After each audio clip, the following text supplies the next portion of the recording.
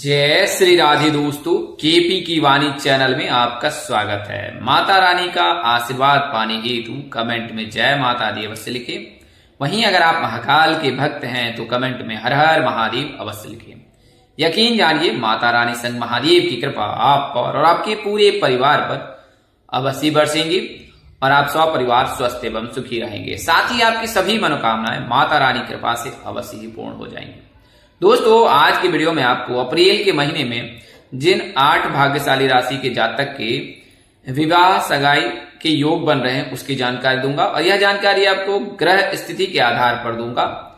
आइए वीडियो में आगे बढ़ते हैं। उससे पहले मैं आपको बता दूं कि अगर आप अपने विवाह की जानकारी प्राप्त करना चाहते हैं कि आपकी शादी किस वर्ष तक हो सकती है तो आप अपना जन्मदिन हमें कमेंट करें।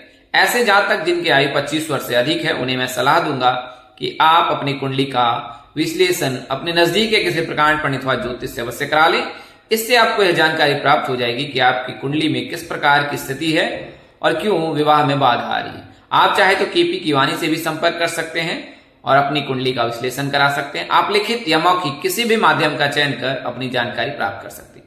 और जब आप केपी की वाणी से कुंडली विश्लेषण कराते हैं तो खासकर विवाह संबंध की आपको ए से लेकर जेड तक की जानकारी दी जाती है कि आपकी शादी कब होगी, कहाँ होगी, कैसे होगी, किससे होगी, किस दिशा में होगी, कितनी दूरी पर होगी, किस नाम से होगी, किस राशि से करनी चाहिए, जीवन साथी का रंग, रूप, स्वरूप, स्वभाव और उनका करियर कैसा होगा, आपका करियर कैसा होगा। अगर आप प्रेम प्रसंग में प्रेम विवाह करना चाहते हैं तो माता पिता की सहमति मिलेगी कि नहीं मिलेगी, कितनी संतान होंगी, किस प्रकार की महादशा चल रही है और ग्रहों की स्थिति क्या है और उससे आपके जीवन पर क्या प्रभाव पड़ सकता है। तो ये तमाम तरह की जो जानकारी है अब आप केपी की वाणी से प्राप्त कर सकते हैं। वहीं ऐसे जातक जिनकी शादी तय हो चुकी है उन्हें मैं सलाह दूंगा कि आप अपने नजदीक के किसी प्रकार पंडित अथवा ज्योतिष से संपर्क कर अपनी कुंडली मिलान अवश्य करा ले। यकीनन इसमें अनदेखी बिल्कुल ना करें। अगर आप कुंडली मिलान में अनदेखी करते हैं तो विवाह उपरांत वैवाहिक जीवन आपका कष्टमय हो सकता है। आपने अपने आसपास में सैकड़ों लोगों को देखा होगा कि विवाह के उपरांत उनका वैवाहिक जीवन बड़ा ही कष्टमय होता है और कई ऐसे जातक हैं जिनका वैवाहिक जीवन बड़ा ही सुखमय रहता है। तो यह तब होता है जब कुंडली मिलान में किसी प्रकार का कोई दोष लगता है या कुंडली मिलान में सभी जो है पक्ष वो विवाह के लिए अनुकूल रहते हैं। तो जब कुंडली मिलान में किसी प्रकार का कोई दोष लगता है तो वैवाहिक जीवन बहुत ही कष्ट में बीतता है, उनका पूरा वैवाहिक जीवन तबाह हो जाता है। कई प्रकार की परेशानियां आती है जिनमें शारीरिक, आर्थिक, मानसिक सभी शामिल होते हैं। और जिन जातकों की कुंडली मिलान में किसी प्रकार का कोई दोष नहीं रहता उनके सुख और सौभाग्य में वृद्धि होती है और उनका वैवाहिक जीवन भी बड़ा सुखमय रहता है। नारी दोष बहुत बड़ा जटिल समस्या होती है। जब नारी मिल जाए तो उस स्थिति में विवाह न करने की सलाह दी जाती है। हालांकि इसके परिहार का भी विधान है। तो आप प्रकांड पंडित अथवा ज्योतिष से संपर्क कर अपनी कुंडली मिलान कराएं और यह जानकारी ज्ञात करें कि दोनों जोड़ी वर और वधु के विवाह के लिए अनुकूल है या नहीं। आप चाहे तो केपी की वाणी से भी संपर्क कर सकते हैं और अपनी कुंडली मिलान करा सकते हैं। मामूली शुल्क पर हम आपको यह जानकारी दे देंगे कि आपके लिए वैवाहिक जीवन कैसा रहने वाला है और यह क्या जोड़ी विवाह के लिए अनुकूल है। इसमें अनदेखी बिल्कुल ना करें। वहीं अगर आप दूसरे विवाह के इच्छुक हैं, दूसरा विवाह करना चाहते हैं, पहले विवाह में किसी प्रकार की परेशानी के चलते आप सेपरेट हुए हैं, अलग हुए हैं, तो आप उसके लिए भी संपर्क कर सकते हैं। ऐसे जातक जो अपने बच्चे का भविष्य बनवाना चाहते हैं, भविष्य जानना चाहते हैं या आप अपना स्वयं का भविष्य जानना चाहते हैं तो भी आप संपर्क कर सकते हैं, कुंडली बनवा सकते हैं। सामान्य कुंडली में आपको पूरी जानकारी दी जाएगी कि आपका वर्तमान कैसा रहेगा और भविष्य कैसा रहेगा। वहीं अगर आप अपने बच्चे के लिए जानना चाहते हैं तो भी आप संपर्क कर सकते हैं। बच्चे का भविष्य विस्तार पूर्वक बताया जाएगा कि उनका भविष्य कैसा रहेगा, किस नक्षत्र में जन्म हुआ है और उससे उनको क्या लाभ मिल सकता है, किस प्रकार की सावधानी बरतनी है, करियर या कारोबार में क्या करना श्रेष्ठकर होगा, प्रथम भाव से लेकर द्वादश भाव में ग्रहों की स्थिति किस प्रकार से और उससे उनको क्या लाभ मिल सकता है, कब उनका भाग्योदय होगा और किस क्षेत्र में भाग्योदय होगा, वैवाहिक जीवन कैसा रह सकता है, इसके अलावा महादशा कौन सी है, कुंडली में कितने राजयोग बने हैं। तो यह तमाम तरह की जो जानकारी है उस कुंडली के माध्यम से आपको मिल जाएगी। तो आप हमें संपर्क कर सकते हैं। हमारा संपर्क नंबर 8521835670 है, 8521835670। तो इस नंबर पर आप संपर्क कर सकते हैं फोन कॉल के जरिए, सामान्य संदेश के जरिए, व्हाट्सएप संदेश के जरिए या फिर व्हाट्सएप संदेश के जरिए, व्हाट्सएप कॉल के जरिए भी संपर्क कर सकते हैं। जल्दबाजी में नंबर निकल गया है तो डिस्क्रिप्शन बॉक्स में भी दिए गए, स्क्रीन पर भी नंबर दिख रहे हैं, आप वहां से भी नंबर नोट कर सकते हैं। मामूली शुल्क पर आपको पूरी जानकारी दी जाएगी। आइए वीडियो में आगे बढ़ते हैं। तो सबसे पहले मैं आपको ग्रहों की स्थिति बता देता हूं कि अप्रैल महीने में ग्रहों की स्थिति किस प्रकार से रहने वाली है। देवगुरु बृहस्पति मिथुन राशि में विराजमान है और अप्रैल के पूरे महीने में मिथुन राशि में ही विराजमान रहेंगे। शनिदेव मीन राशि में विराजमान है और पूरे महीने में मीन राशि में ही विराजमान रहेंगे। राहु जो है वर्तमान समय में कुंभ राशि में विराजमान है और अप्रैल के पूरे महीने में जो है कुंभ राशि में ही विराजमान रहेंगे। केतु सिंह राशि में विराजमान है और पूरे अप्रैल के महीने में जो है सिंह राशि में ही विराजमान रहेंगे। वहीं बात करें शुक्र की, तो शुक्र वर्तमान समय में जो है मेष राशि में विराजमान है और आने वाले समय में यानी कि 19 अप्रैल को जो है वो मेष राशि से निकलकर वृषभ राशि में गोचर करेंगे और इससे फिर अप्रैल के महीने में विशेष संयोग बनेगा। वहीं बात करें मंगल की, तो मंगल जो है वो भी मीन राशि में ही विराजमान रहेंगे अप्रैल के महीने में। ग्रहों के जो राजकुमार है बुधदेव, वो भी अप्रैल के महीने में जो है मिथुन राशि में से मीन राशि में ही विराजमान रहेंगे। वर्तमान समय में कुंभ राशि में विराजमान है और अप्रैल के महीने में जो है वो मीन राशि में ही विराजमान रहेंगे। तो त्रिग्रही संयोग बन रहे हैं मीन राशि में, यानी कि शनि जो है उसमें उपस्थित रहेंगे मीन राशि में, बुध भी जो है मीन राशि में उपस्थित रहेंगे, मंगल भी जो है मीन राशि में विराजमान रहेंगे। आने वाले समय में चंद्रमा भी जो है जो 2.25 दिनों पर अपनी राशि स्थिति बदलते हैं, तो 2.25 दिनों में जो है चंद्रमा भी जो है वो 15 अप्रैल को जो है गोचर करेंगे मीन राशि में। तो उस समय 4 ग्रहों का संयोग एक साथ मीन राशि में बनेगा। तो यह तो ग्रहों की स्थिति थी। अब बात करते हैं विवाह के लिए। तो विवाह के लिए जो 2 शुभ ग्रह को अनुकूल माना जाता है, लड़कियों के विवाह के कारक गुरु माने जाते हैं और लड़कों के विवाह के कारक शुक्र माने जाते हैं। तो गुरु जो है यानी कि देवताओं के जो गुरु हैं बृहस्पति देव, वो वर्तमान समय में मिथुन राशि में विराजमान है और 2 जून तक मिथुन राशि में ही विराजमान रहेंगे। तो इसके चलते जो है मीन राशि के जातक जिनमें शुक्र उच्च के होते हैं तो उन्हें शुक्रदेव की कृपा अवश्य बरसेगी। वहीं जो है देवगुरु बृहस्पति जो है वो मिथुन राशि में रहेंगे, तो मिथुन राशि के लग्न भाव को देखेंगे और धनु राशि के जातक के विवाह भाव को देखेंगे। तो यह जो गुरु की स्थिति है वो इस प्रकार से है। शुक्र की स्थिति कुछ इस प्रकार से रहने वाली है। मेष राशि में वर्तमान समय में विराजमान है और तुला राशि के विवाह भाव को देख रहे हैं। और वहीं बात करें अगर जब शुक्र गोचर करेंगे वृषभ राशि में, तो वृषभ राशि में जब गोचर करेंगे तो उस समय फिर वृश्चिक राशि के विवाह भाव को देखेंगे। वहीं बात करें अगर मीन राशि में जो शुक्र बुध का गोचर होगा तो बुध जो है कन्या राशि के विवाह भाव को देखेंगे और कन्या राशि में ही बुध उच्च के होते हैं। तो कुछ इस प्रकार से संयोग बन रहा है जो बेहद ही शुभ रहेगा। आइए इसके बारे में विस्तार से जानते हैं, बारी बारी से जान लेते हैं कि किस प्रकार से योग बन रहे हैं। तो बात करें वृषभ राशि के, तो वृषभ राशि में शुक्र जब गोचर करेंगे 19 अप्रैल को। वर्तमान समय में खरमास चल रहा है, जैसा कि आपको पता है 15 अप्रैल तक खरमास रहेगा और खरमास के समाप्त होने के साथ ही कुछ दिनों में जो है शुक्र गोचर कर जाएंगे वृषभ राशि में।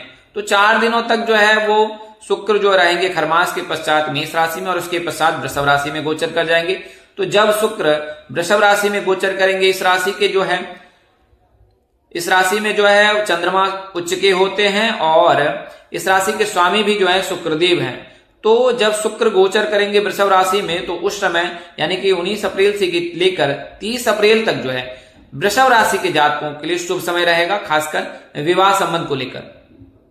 शुक्रदेव की कृपा से आपके व्यक्तित्व में बढ़ावा आएगा, आकर्षण आएगा। इसके अलावा जो है आपके विवाह की योग जो है वो उच्च कुल में होगा, यानी कि जो है संस्कारवान और धनवान परिवार में आपके विवाह के योग बन रहे हैं। भौतिक सुखों से सारी प्रकार की जो भौतिक सुख सुविधाएं हैं आपकी ससुराल में होने के प्रबल योग हैं।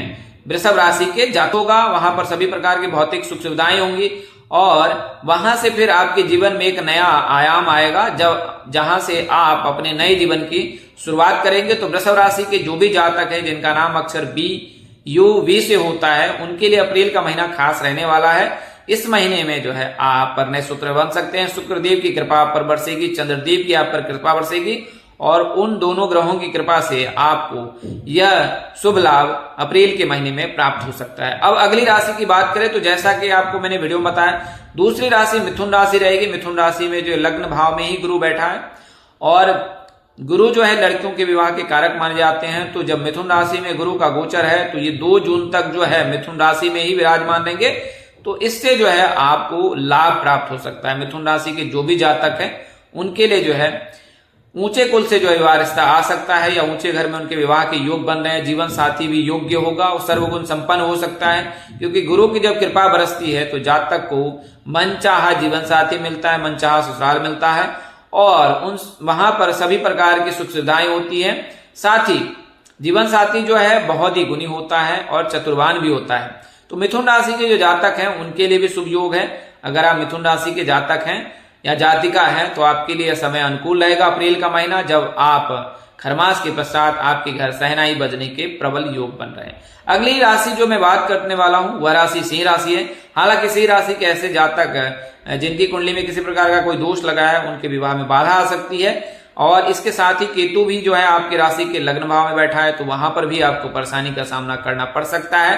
केतु जो है 5 दिसंबर तक आपकी राशि में रहेंगे, तो 50-50 चांसेस हैं वृश्चिक राशि के जातक के कि 50% ही उनके विवाह के योग हैं, 50% ना, यानी किसी न किसी प्रकार से बाधा आने के भी योग हैं। हालांकि अगर आप भगवान विष्णु की, भगवान शिव की विशेष कृपा प्राप्त करने में सफल होते हैं तो वह संयोग आपको देखने को अवसर प्राप्त होगा जब आप अप्रैल के महीने में परिणय सूत्र में बन सकते हैं। बात करें विवाह आपका कहाँ हो सकता है, तो जैसे पूर्व दिशा में विवाह के योग हैं सिंह राशि के जातक के, वहीं जो ससुराल पक्ष है वो सेवा या प्रशासन क्षेत्र से जुड़ा हो सकता है। पार्टनर होगा बहुत समर्पित होगा, थोड़े गंभीर भी होंगे और थोड़े गुस्से के तेज भी हो सकते हैं। सिंह राशि के जो जातक है उनका जीवन साथी किस प्रकार से मिल सकता है, दिशा मैंने आपको बताई है पूर्व दिशा। हालांकि सिंह राशि के जातकों को थोड़ा इंतजार करना पड़ सकता है, क्योंकि अगर केतु का जो है शुभ प्रभाव पड़ता है तो फिर आपको इंतजार करना पड़ सकता है। अब बात करते हैं कन्या राशि की, कन्या राशि के जातक की। तो कन्या राशि के जैसा कि मैंने आपको बताया कि बुध देव जो है वो मीन राशि में विराजमान रहेंगे और आपके सप्तम भाव को देखेंगे, और जब बुध देव विवाह भाव को देखते हैं तो जो भी ऐसे जातक है कन्या राशि के जिनकी आयु 20 वर्ष से अधिक है और कुंडली में किसी प्रकार का कोई दोष नहीं लगा है तो उन्हें लाभ प्राप्त हो सकता है। उनका पार्टनर बेहद ही खूबसूरत होगा या हैंडसम होगा। इसके अलावा आपके विवाह के योग जो है धनवान परिवार में ऊंचे कुल में विवाह होने के प्रबल योग बन रहा है, क्योंकि जब बुध विवाह भाव को देखते हैं तो जीवन साथी जो है बहुत धनी परिवार का होता है और वहां पर सभी प्रकार की जो सुख सुविधाएं जो है उपलब्ध होते हैं। आपको इससे लाभ भी होगा, ससुराल पक्ष से आर्थिक लाभ भी हो सकता है।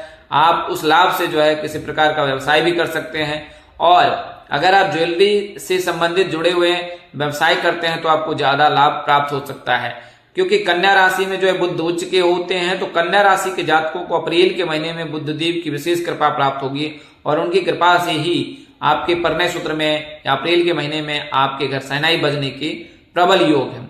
अब बात करते हैं तुला राशि की, जो जैसा वर्तमान मैंने आपको बताया कि शुक्रदेव मेष राशि में विराजमान है और आपके विवाह भाव को देख रहे हैं। तुला राशि में शनि भी उच्च के होते हैं और शुक्र जो है वो इनके स्वामी ही है। तो इन तीनों ग्रहों का जो शुभ प्रभाव इनको देखने को मिलेगा। तुला राशि के जातक, आर नाम के जो भी जातक हैं, विवाह प्रस्ताव जो है दक्षिण दिशा से आ सकता है। इसके अलावा विवाह में किस प्रकार की राशि है, कौन सी राशि उपस्थित है, उससे भी यह ज्ञात किया जाता है कि आपकी शादी किस दिशा में हो सकती है। हालांकि जो तुला राशि के जातकों की जो विवाह की दिशा जो होती है वो दक्षिण होती है। वहीं तुला राशि के जो जातक होते हैं उन पर जो है जगत की देवी माँ दुर्गा की विशेष कृपा बरसती है। तो अप्रैल के महीने में आप पर उनकी कृपा बरसेगी और उनकी कृपा से ही आप परिणय सूत्र में बंधने वाले हैं।